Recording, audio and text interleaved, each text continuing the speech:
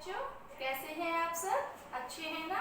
आपकी प्यारी शिखा मैम एक बार फिर आपके सामने हाजिर है एक नए विषय के साथ।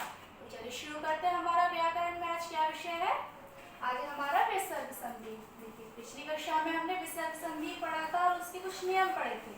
अब जो आगे जो बाकी के नियम है वो हम पूरे करते हैं। देखिए, विसर्ग संधि के नियम है ण ग यदि इह उह के बाद स्वर या सघोष व्यंजन आया हो तो विसर्ग र हो जाता है।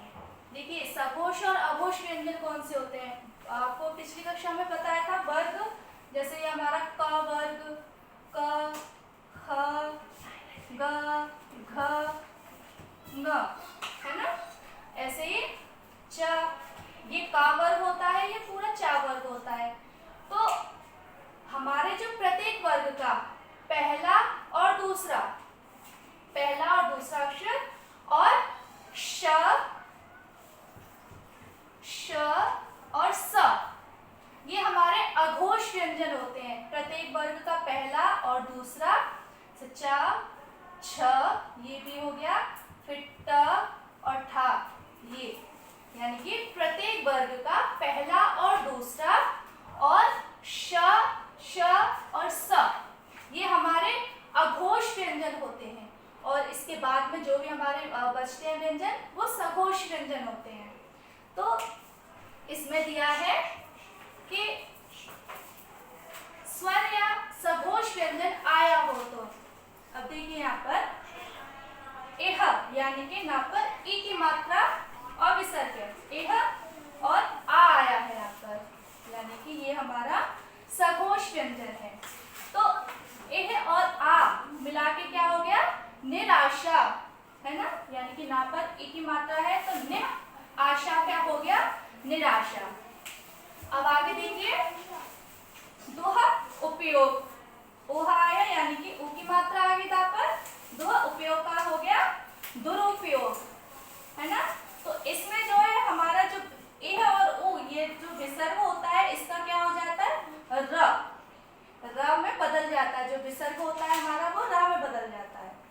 आगे देखिए, यदि अह के बाद सघोष व्यंजन आया हो तो अह का ओ हो जाता है।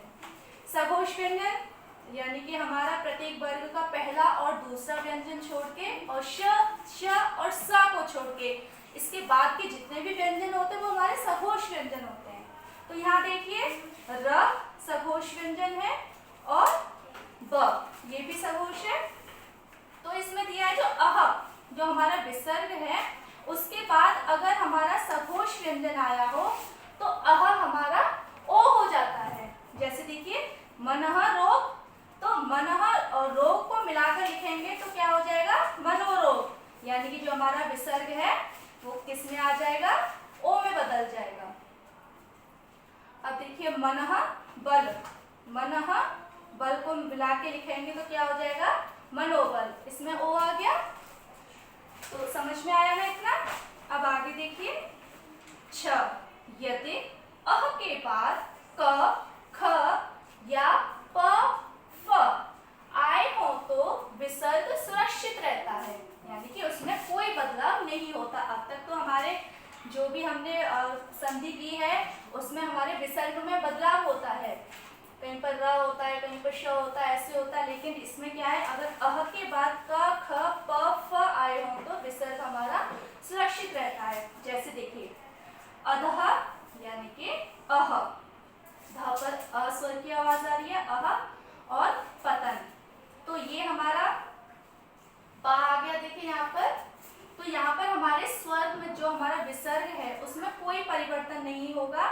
अधः पतन को हम लिखेंगे अधः पतन, मिला के लिख देंगे इसको। तो जो हमारा विसर्ग है वो सुरक्षित है, उसमें हमने कोई बदलाव नहीं किया है। ऐसे ही प्रातः काल, तो इसको मिला के लिखेंगे तो प्रातः काल हो गया, है ना?